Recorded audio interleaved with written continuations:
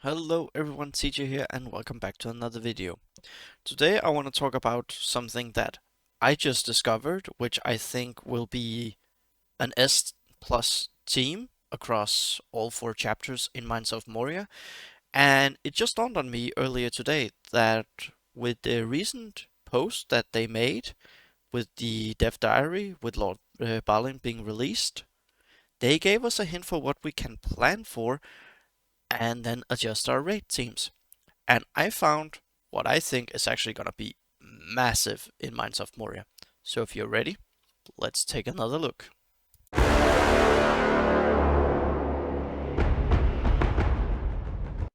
want to start off here with Lord Denethor II, and we all know he is going to be amazing for Chapter 3 with his block, if you can get it up to 10%. Now, if you then do a full Gondor team and have Boromir tanking, then you are looking at a high level of block, and that means immunity, and that means reduced damage, and he doesn't get all the stacks, and you could potentially be looking at a high score. Now, with that being said, something that just dawned on me earlier today was the fact what they wrote in Lord Balin's kit. He gives Unbreakable, and that is needed for Chapter 4. And look what I found here. Inflict stun for 1 turn on target enemy and self. Dispel 2 boons from all enemies. If Boromir is an ally, grant 1 stack of Unbreakable to all Gondor squad members. How did I not notice this earlier? I think that was a bit of a meh feeling because you need heal, otherwise Unbreakable is not really great. But we need Unbreakable for Chapter 4. Denethor gives Unbreakable. He is immunity for Chapter 3, and with the upcoming Bomber change, this one is amazing because you call ally Boromir and another ally for assist. That's 2 stacks on a Bomber. That is really massive. That is 40% of the 5 stacks that you're gonna need.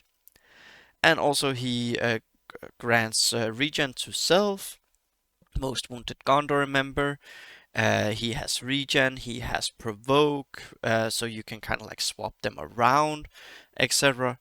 So overall, I think Gondor for me is actually jumping up very high on the Mines of Moria list, tier list. And what I'm thinking is, we don't know it yet because we need Chapter 4, and I'm about to test later today in Chapter 2. Denethor, Boromir, and Faramir are great. He inflicts weaken, damage reduced to 30%, 50%, that's massive for the cave troll.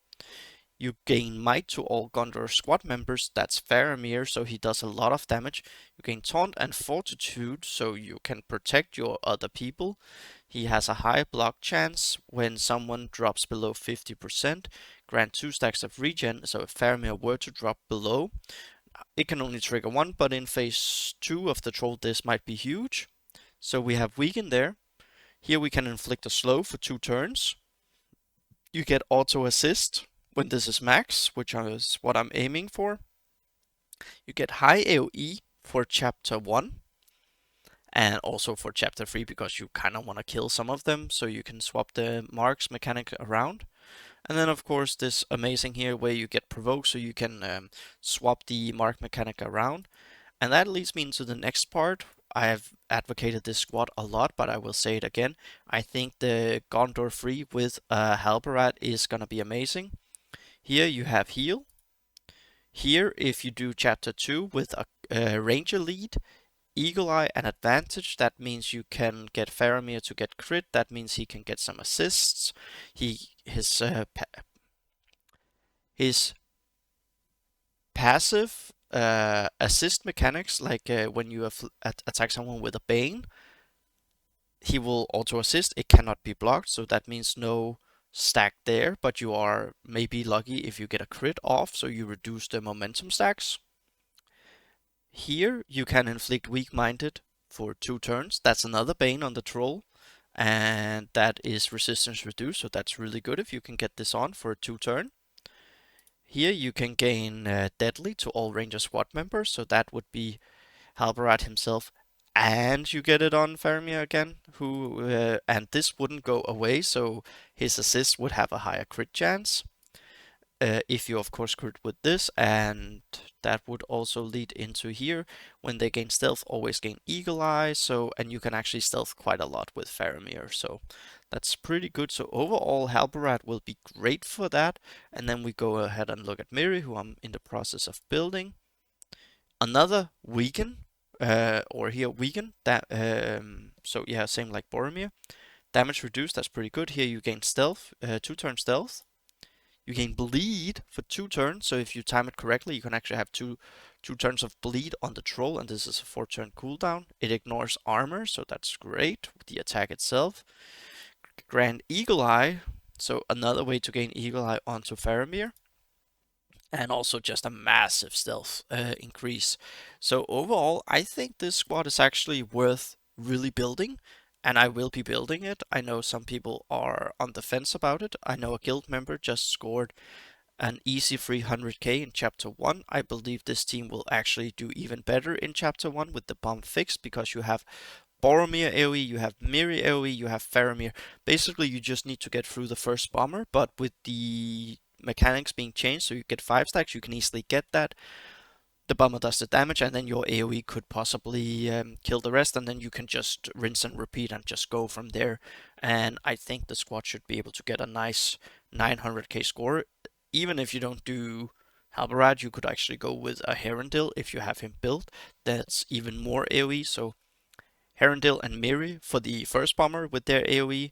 So a bomber clear, and then you have Faramir and Boromir, and then Miri and Herondil will be back up with their abilities. So there's a potential for a lot of stuff here, and if this happens, also because of this Unbreakable. Now it doesn't work with the Ranger members, but 3 Unbreakable, and you have a big tank in Halbarad who can heal. Let's just go ahead and have a look at him again, because he actually has so much health. Mine has 27. It will, as he levels up, it will be better. But overall, I feel that this will be really, really great overall. Oops, that was Haradrim. They are also might be good for Chapter 4, but Gondor. So I think Denethor lead has amazing value, and you could even say if you don't have green materials to make 2 leaders level 6, then go with Denethor. He can then block the troll. You gain immunity. That means you couldn't be stunned when it does the roar.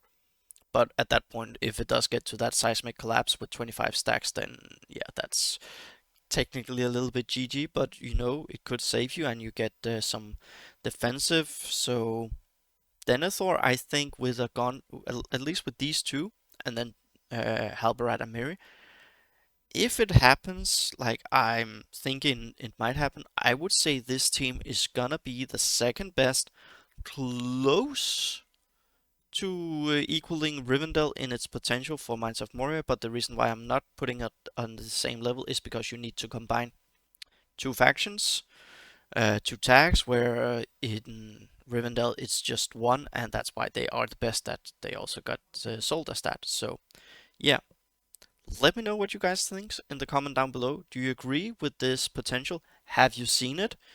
I didn't see it until earlier today, and I think Denethor will be amazing for Chapter 1 mechanic, and again, he's already great for Chapter 3. Chapter 2, I'm gonna go and have a test that. He's just, I would say, A to B tier with his leader ability there, but that's special too. How massive will that be in the Balrog? They told us we need Unbreakable.